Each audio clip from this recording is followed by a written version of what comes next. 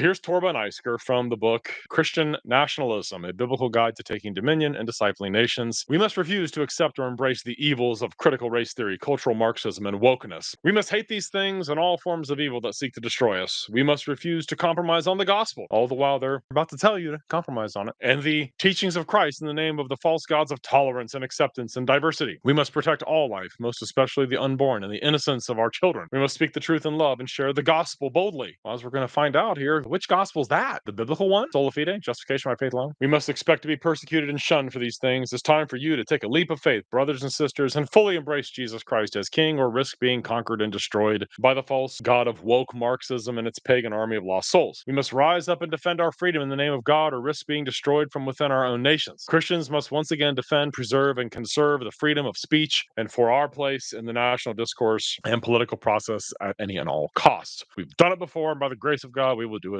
again. After hearing all this wonderful, fun stuff about refusing to compromise the gospel and refusing to compromise the truth, okay, now listen, the type of reformational change needed to alter the course of America isn't going to be accomplished by electing a handful of Christian members of Congress or president. It's going to be accomplished by tens of millions of Christians refusing to participate in the wicked and corrupt system any longer. It will be accomplished by faithfully discipling our families, protecting the hearts and minds of our youth, and taking back the only form of government that really matters, the local one. In many ways, Christian nationalists recognize the sobering reality that the existing secular liberal state cannot continue on the path it is on without inevitable self-destruction. We are not seeking to take command of a sinking ship, but rather we are building the ark alongside it in preparation for the coming rain. They say our primary goal is to build a parallel Christian society, economy, and infrastructure which will fill the vacuum of the failed secular state when it falls. We will build back better, but this time on the firm foundation of our faith in Jesus Christ. We will do this by exiting the secular system almost entirely, while at the same time exerting our influence to be the salt and light the nation needs. How are you going to be salt and light if you're building a parallel society that has retreated from it? The reason the Reformation transformed the world is they got involved in politics. They got involved in the society and they entered into it and made it better. They didn't build a parallel Christian version.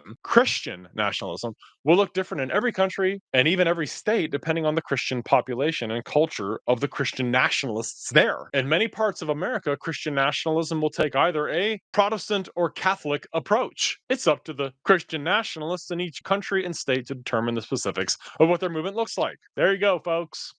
Catholics are Christians, and they'll have their own Christian version of Christian nationalism, promoting Christianity. Do I need to remind everybody that the Roman Catholic Church still teaches, let's see, the papacy, the priesthood, purgatory, indulgences, a false gospel, that Mary was immaculately conceived and is the mediatrix of all grace?